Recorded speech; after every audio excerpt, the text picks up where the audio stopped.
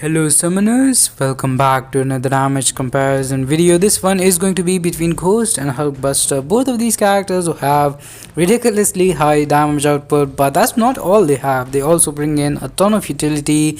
If you're talking about Ghost, she just does a lot. Like, she's probably the most versatile character in the game who can handle like, she and Quake can probably handle almost all the content. Of course, every character has some counters, and in case of Ghost, it's champions who have armor breaks like I don't know, Vision Arcus, Punisher 2099, champions like that.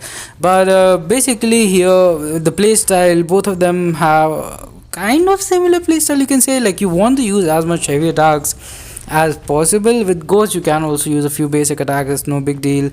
Like with Ghost, I'm basically going to go for heavy attacks when Red Hulk uses a special attack, and I'm gonna phase through it, go for my heavy this like that, and gain some buffs.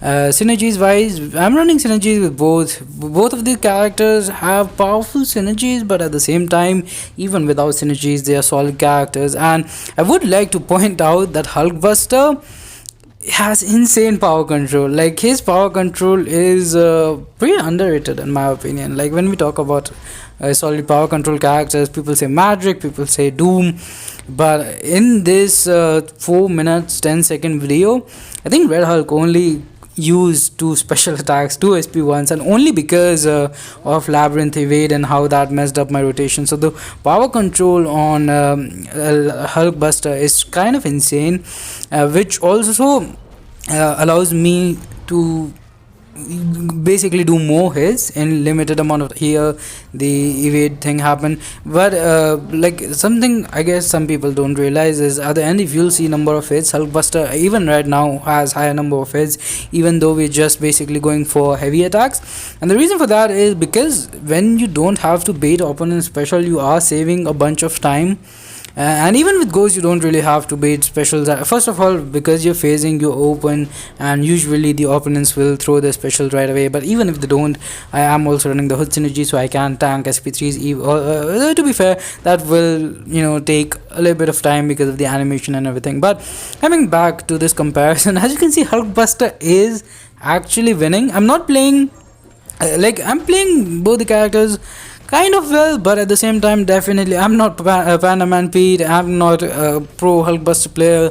Like, I don't use him every single day. I don't use Ghost every day either, because these days I'm not running suicides, and when I'm not running suicides, I usually don't use Ghost.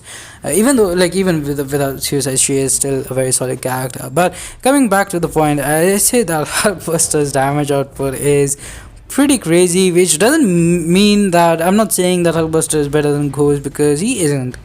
And in my tier list, you can see, like, I've placed Quake and Ghost in a completely separate tier, because I do believe that they are that good. They are one tier above everyone else in Marvel Contest of Champions. But that's more because of how many things they can handle. With, like, for Ghost, we are talking about phasing basically every single debuff, tanking special 3s with the hood synergy and everything. But that's pretty much going to do it for this one. I thought this was pretty cool, the fact that Hulkbuster can indeed out damage Ghost, because her damage output is, for a character with that kind of utility, is ridiculous. But even otherwise, it's really high. So like the video, share with your land, stay safe, have a good one, bye bye.